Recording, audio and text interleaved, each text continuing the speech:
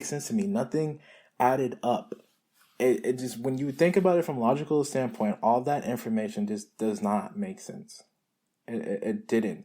And people were just like, yeah, we can't victim blame, and the police could be behind this, because it was getting at one point where they were like, they found out he lied, and they were like, oh, now they're trying to put him in jail for telling the truth.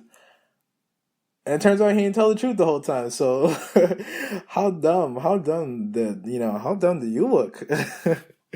Like, that, it doesn't make any sense. And actually, I'm actually happy I went with my my gut instinct on that one. I went with logic, because it doesn't make sense, and I feel like people really try to bait you into that type of stuff. It was like, oh, well, you're this, so you should be fighting for this, and you should agree with this. And it was like, I have a fucking brain. I use it. Sometimes that should just be nonsense, bro. But that, yeah, he had a really good point, man, and and he got a lot of backlash for that special. But I think, and another thing with the R. Kelly situation, how he stated that a lady approached him to give like a statement on R. Kelly, and he was just like, nah, I don't want to. But then she turns around and she said that Dave Chappelle, like, this situation or these allegations are so heavy that even Dave Chappelle said it's too hot for TV. And he was like, I never said such thing. He was like, I never gave her a statement. And he was like, and here's another thing, guys. I don't even know R. Kelly. So I was like, damn, so that's crazy. That just goes to show you how people can just be desperate for a story. People just want you to, play into their hands so bad. They just want you to write that narrative just to have a good story, or just to ruin somebody. Like, it's crazy. It's like, he doesn't know this guy. Like, what could you possibly say about someone you don't even know? And I think it would definitely be more messed up if he said something. And I feel like that happens a lot more than people actually mention. And I'm happy he brought that to their attention. But moving on to Bill Burr's special. Bill Burr's special. Dave Chappelle's special is called Sticks and Stones. I don't think I mentioned that, but yeah, his special is called Sticks and Stones. That's the special I was talking about. Bill Burr's special is called Paper Tiger. Yeah, Paper Tiger. And he pretty much went out there and said whatever the fuck he wanted to say too. And I really appreciate that, because Bill is also, I would also put him in my top 5 for comedians. And he went out there and he didn't care. He cracked on people from England and like how they were, because he did the show in London, and he talked about cancel culture pretty much, or just people being triggered. And this is something I wanted to say for now, because to relate it to the Dave Chappelle's special, when he was saying how he wanted to Dave Chappelle, in his special, he was saying, he was doing an impersonation, and one of the impersonations, he was like, he's like, you're gonna have to guess who it is, and he was like, I'm upset, and no matter what you do, whether it was 5, 10, 15, 20 years ago, I'm gonna find it and bring it up now, and just ruin you, and something to like that extent. And the audience was like, Trump, Trump, Trump, it's Trump. And then he was like, no, it's you. And I busted out laughing, because I was like, damn, like, that was, yeah, because like the way he said it, he was baiting him up to say that, but he was like, no, it's you. He was like, it's you. He's like, they're fucking people online, and especially Twitter, always taking to Twitter when something they don't like happens, or something they don't agree with is said, and then they try to ruin people's lives. It's fucking crazy. I don't know why this is such a thing now. It's like, you have an opinion. Like, it's mostly because people share their opinion, and they're just like, well, I don't like that, and I don't agree with that, so now you're gonna have to go. And we're gonna do everything we can to get you out of here. And it's crazy. A lot of people have, I guess, cancel culture, and I hate that. I hate using words that everyone's using right now because it's just like, like it's becoming such a thing. But yeah. So Dave Chappelle mentioned that with cancel culture, and then Bill Burr talked about how he was talking about consent and yeah, he was talking about how everything's going crazy with the whole Me Too and consent thing now, and he made a joke, and he said, damn, he's like, now I kind of feel sorry for the ladies that like it rough, and then he was like, what do guys do about that? And then someone from the audience yelled, ask for consent. And then he was like, see, this is what the fuck I'm talking about. Because yeah, like he wasn't saying like ladies that like it rough, like some guy just comes out of nowhere and just like rough them up and like don't ask her for consent. He's saying that there are women out there who have, when it comes to sex, they prefer to be treated roughly. And, they let that be known. They will tell you that. And people, and, the guy would know that.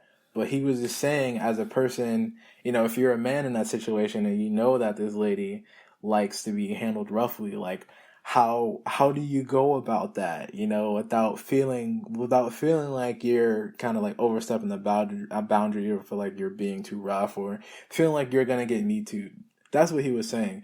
But the audience member was like, ask for consent. And I was like, yeah. He's like, that's the shit I'm talking about. And he was like, yeah. He's like, he's like, I said it and then you heard it how you wanted to hear it. And then you're going to go to your fucking computer and be like, well, Bill Burr said this, da da da da da. Like, and he was like, yeah, and that's not what I meant. And he was like, and that's the thing. People take shit out of context all the time. I think that's the biggest. People don't look at the context. They either take it out of context or they don't even care to acknowledge the context. And that's what I learned in 6th grade, man. I learned about context clues in the 6th grade. This is fucking middle school level stuff, people, that I assume we should know. Because in 6th grade, to learn new words, our English teacher didn't tell us what those words meant. They gave us a sentence and some pictures, and they were like, read the sentence, and then based off of the picture, like the picture would match up with the sentence, and then it would be like, okay, well this is, and then we'll go through it together. Like try to answer the question for ourselves or solve it, and then we go through it together and be like, okay, this is what this means. And it was practice on context clues based on the words in the sentence. We had to figure out what that word meant, that the word we didn't know. We had to figure out what it meant based on what that sentence said, just not the word alone, yeah, so he touched up on that, and I really appreciate them for taking that risk and going against the grain, because but at the same time, they're just people who don't give a fuck. Like Whitney Cummings, Dave Chappelle, Bill Burr, they just don't give a fuck, and I think that also helps too. But I also think they have so much of a following that like they can't get canceled. Well, I don't really know about Bill Burr. I know like people love Dave Chappelle, but I don't know about Whitney Cummings and Bill Burr. But Bill Burr, said flat out on it was a Joe Rogan a podcast interview, but he was like, I don't need people to like me. I don't need everybody to like me. So it's just, I mean, I guess it also depends on your mentality, or and you can also stand your ground, because like some people get in trouble for saying certain things and then they apologize, and it's like, well, Twitter won, or like the people won. But like, if you don't apologize, it's like, no, fuck you. Like, I meant what I said, and you took it the wrong way. So be it. That's not how I meant it, though. I think that's one of the biggest. I am so upset with this cancel culture. It makes no sense, though. Like, due process has just gone out the window. And speaking of due process, this whole Antonio Brown thing, because I don't know if I said this before on the show, but I am a New England Patriots fan. And at first I was like, we really don't need Antonio Brown, right? I didn't really care for the guy, and especially after week one, after we beat up on the Steelers, I was like, yeah, we don't need him, but whatever. He'll be a good addition. I'm not gonna say that he's gonna tear the team apart, but we obviously don't need him. And I just didn't like all the trouble that he was stirring up. Like, he was being such a baby, all the mess that was going on at Pittsburgh, and then he went to Oakland and like showed out for the summer. And then he comes to the Patriots, and now there's sexual assault allegations. Now here's why I have the problem with the whole cancel culture thing, is that as soon as there's an allegation out, people take it as fact. And that's the thing. It's like, when did that start happening, dude? I don't get it. Because, like, I know, say whatever you want about court and the justice system.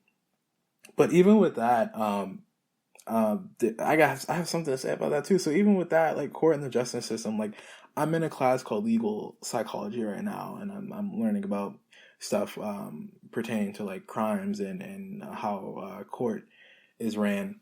But,